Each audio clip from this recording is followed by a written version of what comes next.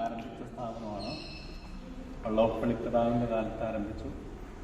70-ൽ തറക്കല്ലിട്ട് 75 August 24-ാം തീയതിയാണ് പ്രവർത്തനം ആരംഭിച്ചത്. അപ്പോൾ ഇത് 50 വർഷം പൂർത്തിയാകുമ്പോൾ ജൂബിലി വർഷമാണ് ഇതിൻ്റെ.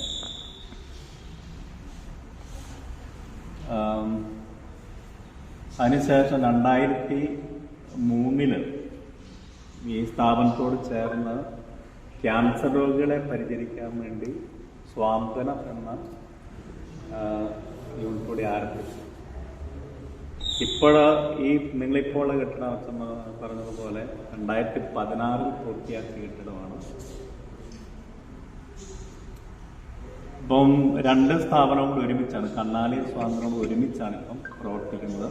സ്വാന്തനത്തിൽ ഇപ്പം നിലവിലുള്ളത് 6 ക്യാൻസർ രോഗികളാണ്. ക്യാൻസർ രോഗികളെ പരിഹരിക്കാൻ വേണ്ടിയിട്ടാണ് സ്വാന്തനം ആരംഭിച്ചത്. നമ്മുടെ കണക്കമ്പ്രകാരം ഏതാണ്ട് 600-ലധികം ക്യാൻസർ രോഗികൾ ഇവിടെ വന്നിട്ടുണ്ട്. അപ്പോൾ അതിലെല്ലാവരും ക്യാൻസർ രോഗികൾ വഹിക്കുന്നവരെല്ലാവരും 90%, 99% ആൾക്കാർ ഇവിടെ വെച്ച് തന്നെയാണ് മരിക്കുന്നത്. ചുരുക്കം ചിലരെ മാത്രം വീട്ടിൽ അവസാന ഘട്ടത്തിൽ ചിലപ്പം കൂട്ടിക്കൊണ്ടൊക്കെ പോകും. ചിലർ വീട്ടിൽ പോകണമെന്ന് പറയും. 1-2 പേര് ഇവിടുന്ന് സുഖപ്പെട്ട് പോയതുണ്ട്. അപ്പം ഞാൻ വന്നതിന് ശേഷം ഒരാൾ ഇവിടുന്ന് സുഖപ്പെട്ട് പോയിട്ടുണ്ട്. മാലോത്തുള്ള ഒരു വ്യക്തിയാണ് ഇവിടെ വന്നിട്ട് സുഖപ്പെട്ട് പോയതാണ്. ഇവിടെ വേറെ ചികിത്സകളൊന്നുമില്ല ക്യാൻസറിന്.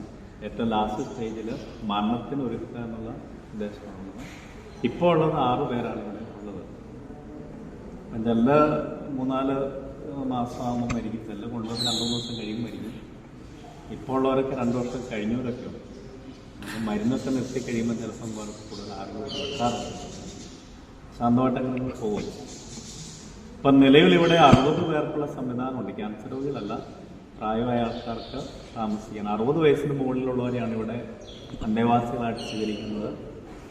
അത് വീട്ടിൽ വേണ്ടത്ര പരിചരണം കിട്ടാത്ത മക്കളെ നോക്കുകയല്ല, അല്ലെങ്കിൽ ആരും നോക്കാനും അന്വേഷിക്കാനും ഇല്ല, തീരെ ബുദ്ധിമുട്ടിലായിരിക്കുന്ന ആൾക്കാരെയാണ് അച്ഛന്മാർ റെക്കമെൻഡ് ചെയ്യുമ്പോഴാണ് ഇങ്ങോട്ട് എടുക്കുന്നത്.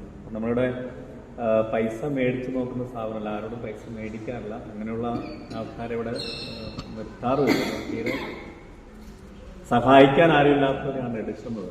അച്ഛന്മാരോ അല്ലെങ്കിൽ സോഷ്യൽ വർക്കേഴ്സോ അല്ലെങ്കിൽ ഹോസ്പിറ്റലിൽ നിന്നൊക്കെ ഉപേക്ഷിക്കപ്പെട്ട ആൾക്കാരൊക്കെ പോലീസുകാരൊക്കെ ആവശ്യപ്പെടുമ്പോഴാണ് ഇങ്ങനെയുള്ള സ്ഥാപനത്തിലേക്ക് കൊണ്ടുവരുന്നത്. അപ്പം നിലവിലിപ്പോൾ 56 പേരുണ്ട് എല്ലാവരോടും കൂടി. ക്യാൻസർ രോഗികളും അല്ലാത്തവരുടെ 56 പേരുണ്ട്.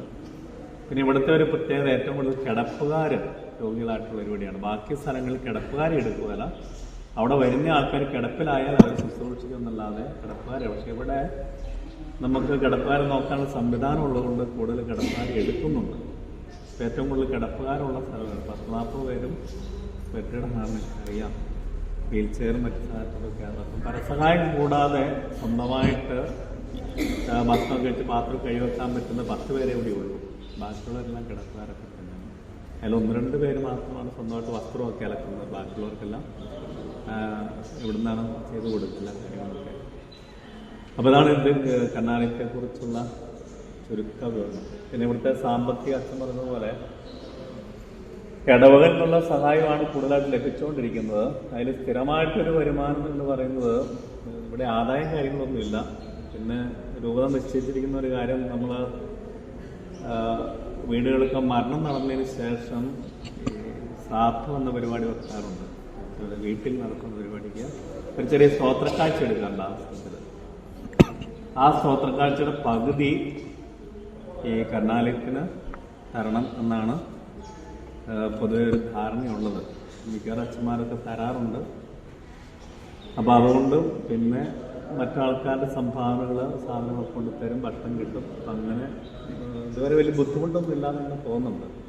നമുക്ക് പൈസ കൂടുതലായിട്ട് ആവശ്യം വരുന്നത് സ്റ്റാഫിൻ്റെ ശമ്പളം കൊടുക്കാൻ വേണ്ടിയിട്ടാണ് കൂടുതൽ ആവശ്യം വരുന്നത്. കാരണം ഇവിടെ 13 സ്റ്റാഫുണ്ട്, ശമ്പളം മേടിക്കുന്ന 13 പേരുണ്ട്.